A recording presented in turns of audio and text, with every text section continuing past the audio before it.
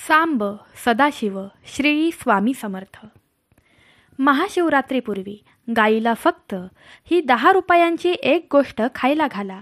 अकाल मृत्यू नष्ट होईल आणि मोक्ष प्राप्त होईल. दुर्भाग्य सौभाग्यात बदलेल.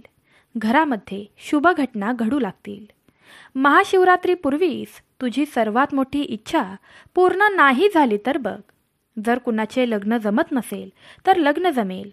देवांचे देव भोलेनाथ तुमच्यावर प्रसन्न होऊन तुमच्यातील कालदोष, शनिदोष, सर्पदोष, कितीही मोठे संकट, दुःख, डोक्यावरील लाखोंचे कर्ज, भयंकर गरिबी, मोठे आजार, रोग सर्व काही वाऱ्यासारखे पळवून लावतील आणि जे तुम्हाला हवं आहे ते याच दिवशी भेटेल. फक्त ही 10 रुपयांची एक गोष्ट गाईला खायला घातल्याने तुमच्या सर्व इच्छा भगवंत पूर्ण करेल आणि नेहमी तुमच्या कुटुंबाचे रक्षण करेल. सर्व अडचणींमधून तुमची मुक्तता होईल. त्यामुळे आजचा व्हिडिओ शेवटपर्यंत ऐकत राहा आणि येत्या महाशिवरात्रीपर्यंत तुमची मोठी इच्छा पूर्ण होण्यासाठी कमेंट बॉक्समध्ये सांब सदाशिव टाईप करा. हा व्हिडिओ लाईक करा आणि संकटात असलेल्या 2 भक्तांना हा व्हिडिओ शेअर करा. बघा, तुमची कोणतीही इच्छा अपूर्ण राहणार नाही. भक्तांनो, महाशिवरात्री हा हिंदू संस्कृतीचा एक पवित्र सण आहे जो शिवपूजेचा पर्व म्हणून ओळखला जातो. कॅलेंडरनुसार हा सण फाल्गुन महिन्याच्या कृष्ण पक्षातील चतुर्दशी तिथीला साजरा केला जातो.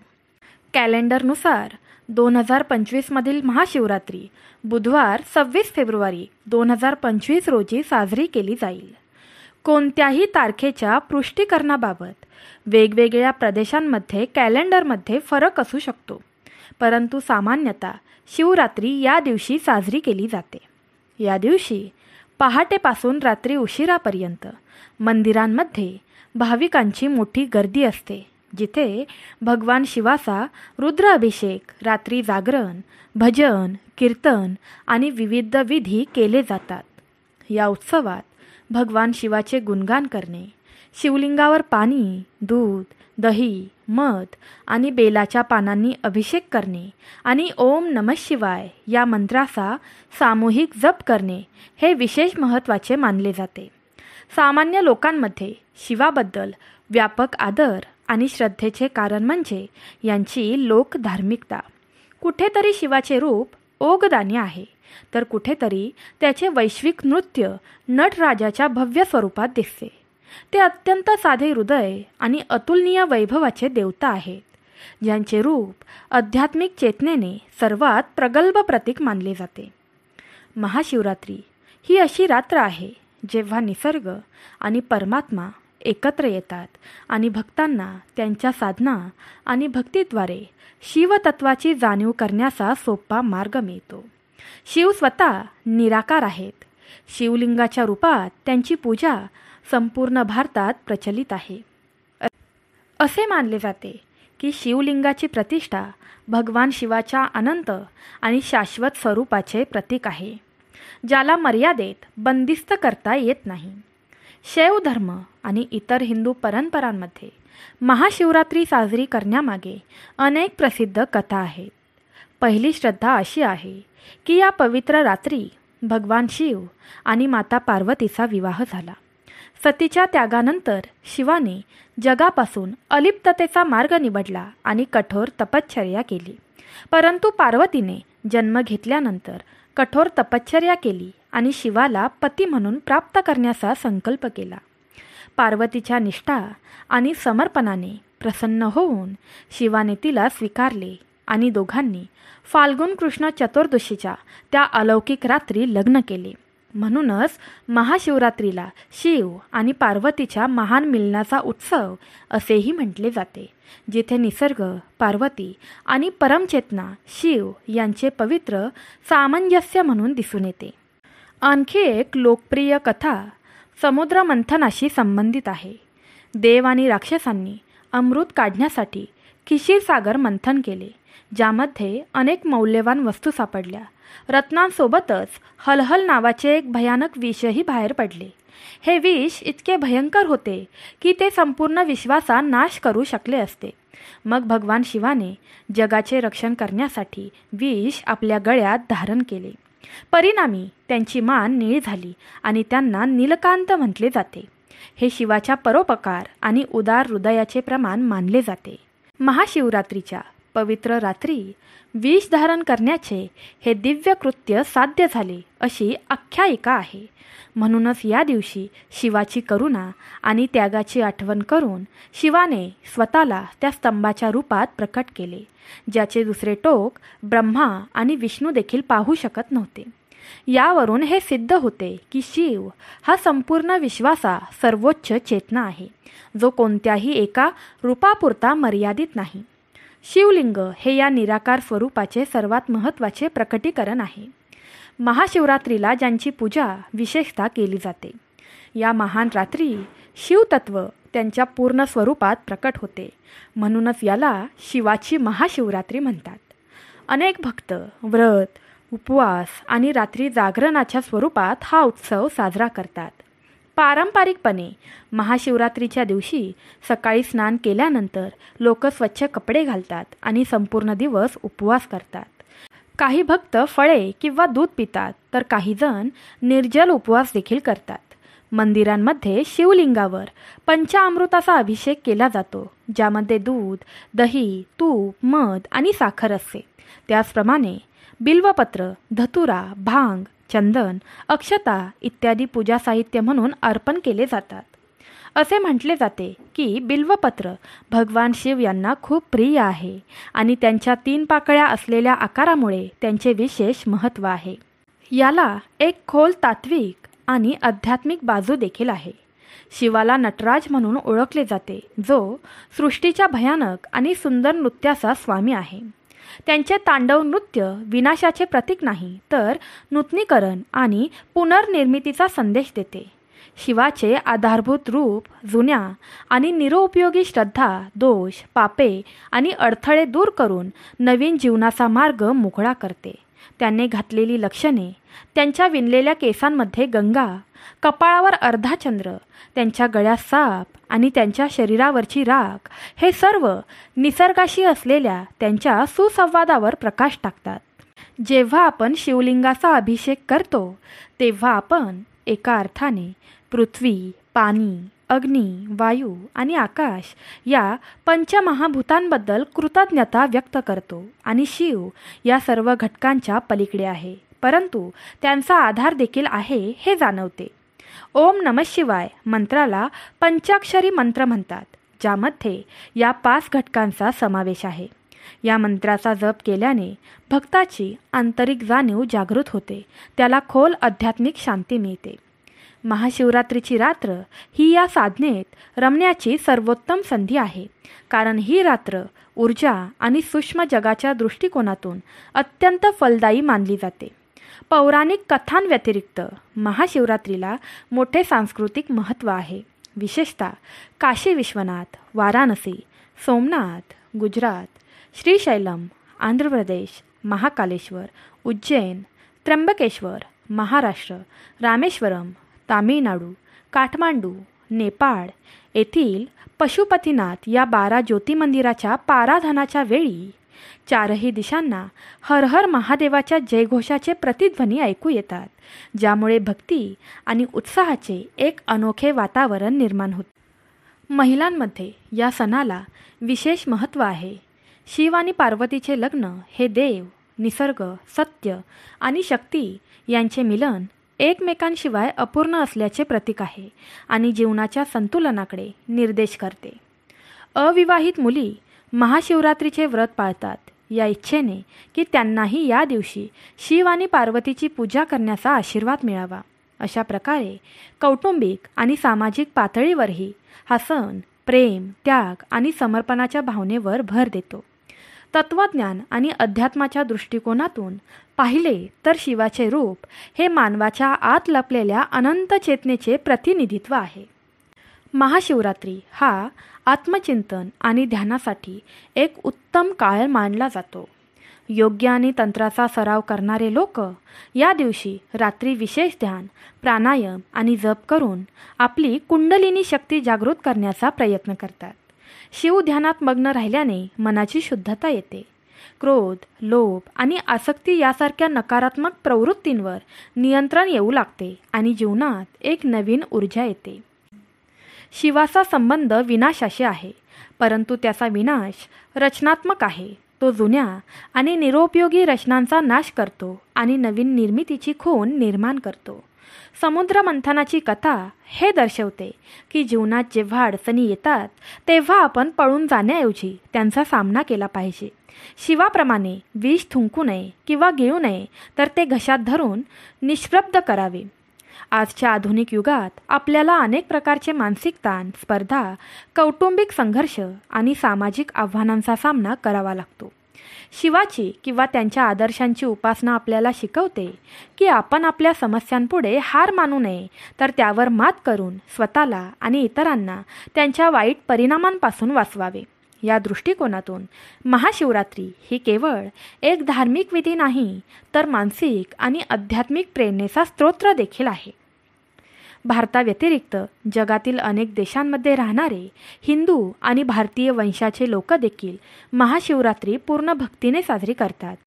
America, Britain, Canada, Mauritius, Malaysia इत्यादी देशांमध्ये या दिवशी शिवमंदिरे किंवा हिंदू मंदिरांमध्ये सामूहिक प्रार्थना, रात्रीचे जागरण आणि भगवान शिवाची स्तुती करणारे स्तोत्रे आयोजित केले जातात. भारतीय संस्कृतीचे लोक जिथे राहतात तिथे ते या उत्सवाच्या माध्यमातून त्यांचा मूळ धर्म आणि परंपरा जिवंत ठेवतात. हा उत्सव केवळ अनिवासी भारतीयांना त्यांच्या मुळाशी जोडत नाही, तर स्थानिक लोकांना भारतीय संस्कृती आणि शिव तत्त्वज्ञानाची ओळख करून देण्याचे माध्यम देखील बनवतो. शिव हा सहजपणे प्रसन्न होणारा आणि आपल्या भक्तांवर आशीर्वाद देणारा देव म्हणून ओळखला जातो. म्हणूनच त्याला आशुतोष असे म्हणतात. आपल्या भक्तांना सर्व प्रकारे समाधान देणारा शिव श्रद्धा आणि आचरण यांना एका मजबूत धाग्यासारखे जोडतो. कधीकधी त्यांचे रूप योगीसारखे असते, तर कधीकधी गृहस्थांचे असते. हे द्वैत्व त्यांचे स्वरूप सार्वत्रिक बनवते. त्यांच्या केसांमध्ये गंगा माता वास करते, कपाळावर चंद्र, गळ्यात साप, हातात डमरू, तिसरा डोळा ही सर्व चिन्हे एकत्रितपणे दर्शवतात की शिव हा संपूर्ण सजीव आणि निर्जीव जगाचा स्वामी आहे. म्हणून प्रत्येक व्यक्तीला त्याच्या जीवनमान आणि उद्देशानुसार त्यांच्या उपासनेचे फळ मिळते. महाशिवरात्रीचे व्रत आरोग्यासाठी तसेच आध्यात्मिक फायद्यासाठी फायदेशीर मानले जाते. फाल्गुन महिना हा रथ परिवर्तनाचा काळ असतो. जेव्हा हिवाळा कमी होऊ लागतो आणि वसंत ऋतूचे आगमन सूचित होते, अशा वेळी शरीराला एका दिवसाचा उपवास दिला तर पचनसंस्थेला विश्रांती मिळते. शरीराची अतिरिक्त ऊर्जा मेंदू हृदयावर केंद्रित करते, ज्यामुळे आपण मानसिकदृष्ट्या अधिक सतर्क होतो. म्हणूनच या सणात संपूर्ण रात्र जागून सकाळी पुन्हा जल अभिषेक करण्याची तरतूद आहे. आध्यात्मिक दृष्टिकोनातून जागृत होणे म्हणजे केवळ झोपणे किंवा झोप न येणे असे नाही, तर याचा अर्थ तुमच्या मनाच्या अचेतन झोपेतून जागे होणे असे देखील आहे. महाशिवरात्रीच्या दिवशी काही महत्त्वाचे उपाय करावेत. या दिवशी गायीची विशेष सेवा केल्याने विशेष लाभ मिळतो. भक्तांनो, शास्त्रामध्ये गायीला आई म्हटलं आहे आणि सर्व देवी देवताही तिची पूजा करतात. गायीचे 6 भाग शेण, मूत्र, दूध, दही आणि तूप हे अत्यंत पवित्र आणि शुद्धीकरणाचे साधन आहेत. बिल्व वृक्षाची उत्पत्ती गायीच्या शेणापासून झाली आहे आणि त्यात लक्ष्मी आहे, म्हणून त्याला श्रीवृक्ष म्हणतात. कमळाच्या बियांची उत्पत्ती फक्त गायीच्या शेणापासूनच झाली आहे. हे गोमूत्रापासून तयार होते, जे दिसायला आनंददायी असते आणि त्याचा सुगंधही अद्भुत असतो, ज्याचे नाव गुग्गलू आहे. हे सर्व देवांचे अन्न आहे. जगातील मूलभूत घटकांची उत्पत्ती गायीच्या दुधापासून होते. सर्व शुभ वस्तू दह्यापासून बनवल्या जातात. देवांच्या तृप्तीचे साधन असलेल्या तुपापासून अमृत तयार होते. यज्ञ फक्त गायीद्वारे केला जातो. गायीच्या शरीरात 33 कोटी देवी देवता निवास करतात. गाय ही एक अतिशय पवित्र, शुद्ध, शांत आणि पापरहित प्राणी आहे. ऋग्वेदात तिला कामधेनू माता असे म्हटले आहे, जी जगाचे पोषण करते. हे पाहून माणसाची हजारो पापे नष्ट होतात. म्हणून या निष्पाप गायीवर कधीही अत्याचार करू नये. गायींना कधीही मारू नये. त्यांच्यावर कधीही अत्याचार करू नये. शास्त्रांमध्ये गाय मारणे हे सर्वात मोठे पाप मानले जाते. जे लोक निस्वार्थपणे गायीची काळजी घेतात आणि गायीपासून मिळणारे पंचगव्य घरात ठेवतात, त्यांच्या घरात कधीही दुःख, दारिद्र्य येत नाही. तो व्यक्ती दररोज कोणत्या ना कोणत्या प्रकारे गायीची सेवा करतो, तो सर्वात पुण्यवान बनतो. शास्त्रांमध्ये गायीला देवी लक्ष्मीचे रूप मानले जाते. म्हणून तिची पूजा केल्याने गरिबी दूर होते. गायीची सेवा आणि संरक्षण करण्याची परंपरा प्राचीन काळापासून चालत आली आहे. अनेक अशीरमुनी त्यांच्या झोपड्यांमध्ये गायी पाळत असत आणि राजे गायी दान करत असत.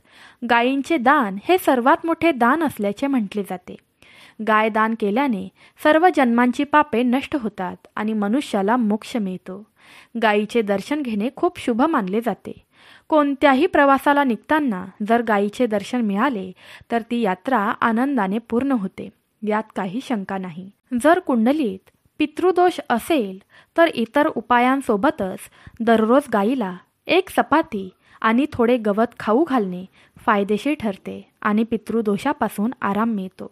त्याचप्रमाणे जर कुंडलीत शनीची 7.5 किंवा महादशा असेल तर काळ्या गायीला गवत किंवा भाकरी खाऊ घाला आणि दर शनिवारी आणि अमावस्येला तिची पूजा करा.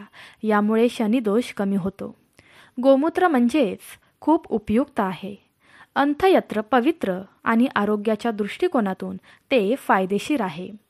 गोमूत्र हे आध्यात्मिक दृष्टिकोनातून आणि वैज्ञानिक आणि आरोग्याच्या दृष्टिकोनातूनही महत्त्वाचे आहे. गोमूत्रात अनेक खजिने आणि आरोग्य वाढवणारे घटक असतात, जे आपले शरीर शुद्ध करतात आणि अनेक आजारांपासून आपले संरक्षण करतात. शिवाय गोमूत्र आपल्या घरात शिंपडल्याने आपल्या घरातील वातावरणात पवित्रता आणि एक पावित्र्य पसरते.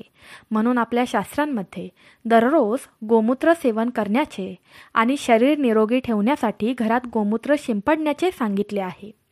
ज्योतिषशास्त्रानुसार कुंडलीतील शुक्राची स्थिती मजबूत करण्यासाठी सकाळच्या जेवणातील पहिली भाकरी काढून पांढऱ्या गायीला खाऊ घालणे शुभ मानले जाते. जर तुमच्या कुंडलीत बुध ग्रह कमकुवत असेल किंवा काही कारणास्तव तुम्ही त्याचे नकारात्मक परिणाम अनुभवत असाल तर दर बुधवारी गायीला हिरवा चारा खायला घालायला सुरुवात करा.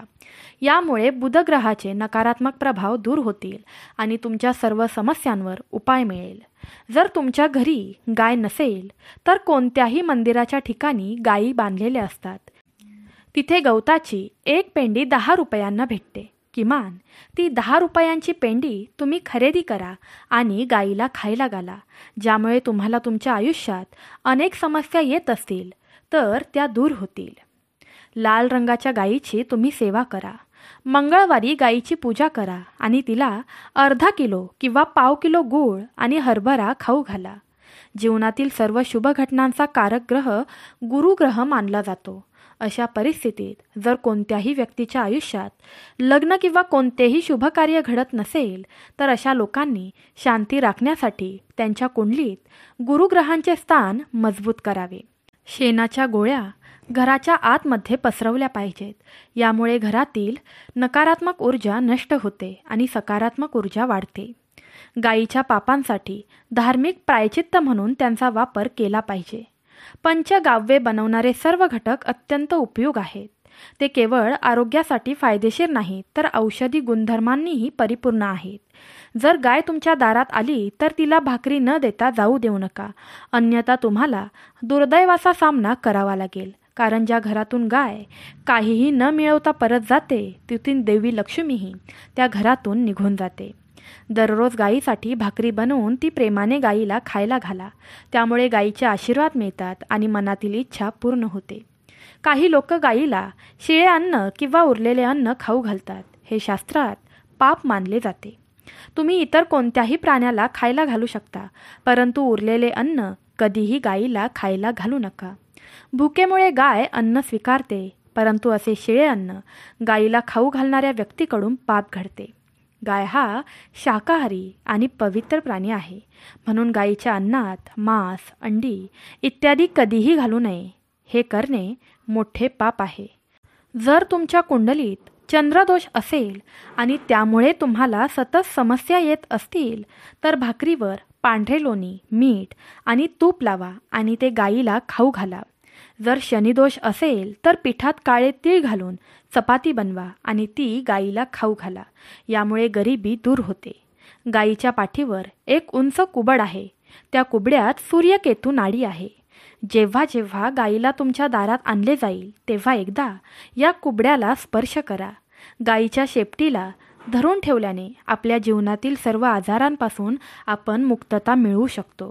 ती व्यक्ती अकाली मृत्यू पावत नाही आणि मोक्ष प्राप्त करते. ज्या व्यक्तीची भाग्यरेषा सुप्त आहे त्याने जर आपल्या तळहातावर गूळ ठेवला आणि गायीला जिभेने चाटायला लावले तर त्याची सुप्त भाग्यरेषा उघडते आणि त्यांचे दुर्दैव सौभाग्यात बदलते. हिंदू धर्मात गायीला अन्न खायला घालणे हे अत्यंत पुण्यकर्म मानले जाते. गायीला भाकरी, गोळ, हिरव्या चाऱ्याने खाऊ घातल्याने भगवान महादेव आणि इतर देवी देवतांचे विशेष आशीर्वाद मिळतात. शास्त्रांनुसार आणि पुराण कथांनुसार गायीचे पालनपोषण केल्याने आणि तिला प्रेमाने अन्न दिल्याने खूप लाभ होतात. भगवान शंकर स्वतः गंगाधर आणि पशुपतीनाथ आहेत. गायीला अन्न खाऊ घातल्याने महादेव प्रसन्न होतात आणि भक्ताला सुखसमृद्धी आणि मोक्षप्राप्तीचा आशीर्वाद देतात. गायीला अन्नदान केल्याने पापांचा नाश होतो आणि मोठे पुण्य मिळते. गरुड पुराणात सांगितल्याप्रमाणे मृत्यूनंतर यमराजाच्या दरबारात गायीचे दान आणि सेवा केल्याने जीवाला मुक्तीचा मार्ग मिळतो. घरात गायीला अन्न खाऊ घातल्याने दारिद्र्य दूर होते, धनलाभ होतो, घरात सौख्य नांदते. विशेषतः सोमवारी गायीला अन्नदान करणे अधिक फलदायी मानले जाते. कुंडलीतील पितृदोष, शनिदोष, अन्य गृहदोष शांत करण्यासाठी गायीला अन्न द्यावे. यामुळे पूर्वज संतुष्ट होतात आणि घरात शुभ ऊर्जा निर्माण होते. गायीचे महत्त्व आयुर्वेदातही सांगितले आहे. गायीची सेवा आणि तिला अन्न खाऊ घातल्याने आरोग्य चांगले राहते आणि दीर्घ आयुष्याचा आशीर्वाद मिळतो. गायीची पूजा करून तिला अन्न दिल्यास विशेष पुण्य मिळते. सोमवारी आणि गुरुवारी गायीला भाकरी, गूळ, हरभरा, हिरवा सारा दिल्यास महादेव आणि भगवान विष्णू कृपा करतात. संकष्टीला आणि अमावस्येला पितृ तृप्त होतात, म्हणून गायीला या दिवशी खायला घालावे. यामुळे घरातील अडचणी देखील दूर होतात. गायीला अन्न खाऊ घालणे हे अत्यंत शुभ कर्म आहे. यामुळे भगवान शंकर प्रसन्न होतात. भक्ताला सुखसमृद्धी आणि मोक्षप्राप्ती होते. यामुळे शक्य होईल तेव्हा प्रेमाने आणि श्रद्धेने तुम्हाला जमेल ते गायीला अन्न द्यावे.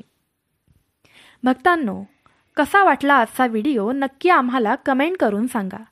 जर तुम्हाला आजचा व्हिडिओ आवडला असेल तर लाईक करा आणि भक्तांना शेअर करा. तसेच तुम्ही जर आपल्या चॅनलवर नवीन असाल तर आम्ही स्वामी भक्त या चॅनलला सबस्क्राईब करा. आपल्या कमेंट बॉक्समध्ये श्री स्वामी समर्थ आईचा आणि भोलेनाथांचा जयघोष करायला विसरू नका. तुमचा एक लाईक, तुमची एक कमेंट आम्हाला खूप मदत करते. भेटूया नवीन व्हिडिओमध्ये. तोपर्यंत सर्वांनी तुमची काळजी घ्या. सांब सदाशिव. जय जय स्वामी समर्थ.